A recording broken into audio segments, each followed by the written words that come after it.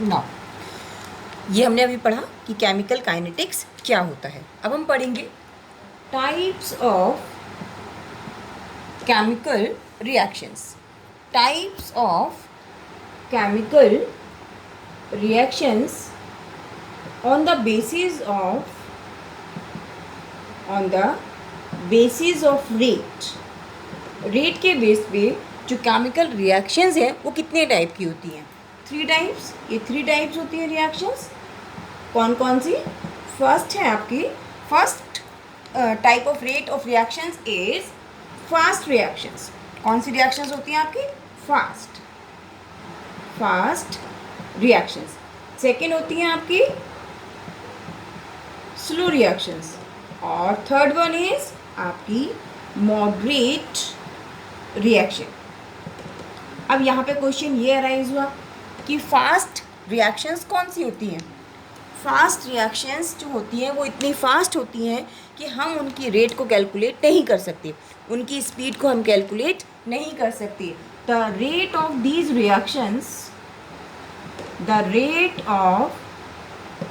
Reactions cannot be calculated। In reactions का जो rate है हम उसको कैलकुलेट नहीं कर सकते। फॉर एग्जाम्पल आयनिक रिएक्शंस, यानी कि जो रिएक्शंस आयंस के बीच में होती हैं वो इतनी फास्ट होती है, इतने कम समय में कंप्लीट हो जाती हैं कि हम उनके रेट को कैलकुलेट नहीं कर सकते। जैसे एग्जाम्पल है आपका AgNO3 plus NaCl gives AgCl plus NaNO3। ये सारे के सारे आयंस हैं। ये जो रिएक्शंस है ये आयनिक रिएक्शंस है, आयंस के बीच में हो रही है, और जो आयंस के बीच में रिएक्शंस हो रही है इस रिएक्शंस की रेट को हम कैलकुलेट नहीं कर सकते। Now the second reaction is, second आपकी रिएक्शंस होगी, that is second reaction is slow reactions. Slow reactions कौन सी होती हैं? स्लो रिएक्शंस इतनी स्लो स्पीड से होती है, इनको होने में कम से कम आपके 6 महीने भी लग सकते हैं, 6 मंथ्स भी लग सकते हैं, 1 ईयर भी लग सकता है। तो slow reactions takes place very slow speed, बहुत ज़्यादा स्लो स्पीड से होती हैं।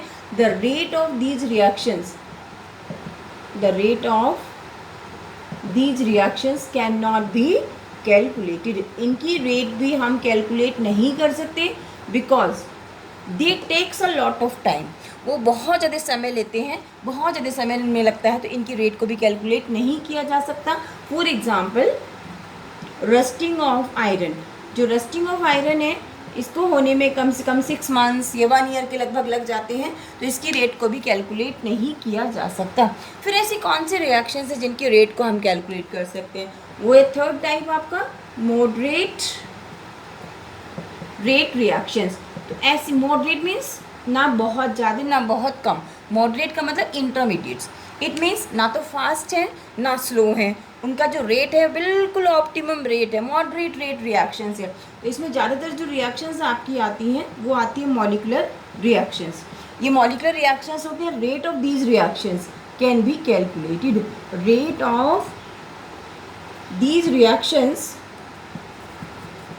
कैन बी कैलकुलेटेड, और हम इनकी रेट को आसानी से क्या कर सकते हैं? कैलकुलेट कर सकते हैं। आसानी से आप इनकी रेट को कैलकुलेट कर सकते हैं, इजीली आप इनको कैलकुलेट कर सकते हैं, क्योंकि ये मॉलिकुलर रिएक्शंस होती है, जनरली मॉलिक्यूल्स के बीच में होती हैं। फॉर एग्जांपल यदि मैं आपको एग्जांपल यहाँ पे दूँ, फोटोसिंथेसिस। आप you know that very well. Photosynthesis जो है दोपहर में जो आपका आफ्टरनून का टाइम होता है उसकी रेट बहुत फास्ट होती है, सबसे मैक्सिमम रेट होता है फोटोसिंथेसिस का।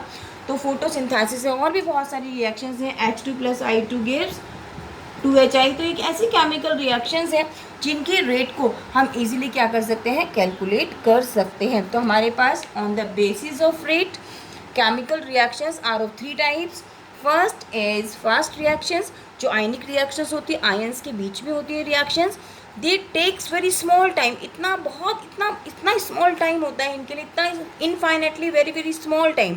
The the rate of these reactions cannot be calculated. And the second reactions is slow reactions हैं। स्लो रिएक्शंस जो है बहुत स्लो होती हैं, बहुत स्पीड इनकी कम होती है, तो इनकी रेट को भी हम कैलकुलेट नहीं कर सकते क्योंकि 6 मंथ्स भी लग जाते हैं, 1 ईयर भी लग जाता है इनकी रिएक्शंस की होने में। जैसे for example rusting of iron है। तीसरी होती है आपकी मॉडरेट रेट रिएक्शंस। कोई रिएक्शंस 4 आवर्स में कंप्लीट हो जाती है, कोई 10 मिनट्स में कंप्लीट हो जाती है, कोई 20 मिनट्स में कंप्लीट हो जाती है। तो ये ऐसी रिएक्शंस होती हैं जो मॉडरेट टाइम में ही कंप्लीट हो जाती है, इनको होने में बहुत ज़्यादा ईयर या बहुत ज़्यादा समय नहीं लगता। तो इस चैप्टर के अंदर आप जो पढ़ोगे वो मॉडरेट रेट रिएक्शंस ही आप पढ़ोगे, जिनकी रेट, जिनकी स्पीड हम कैलकुलेट कर सकते हैं।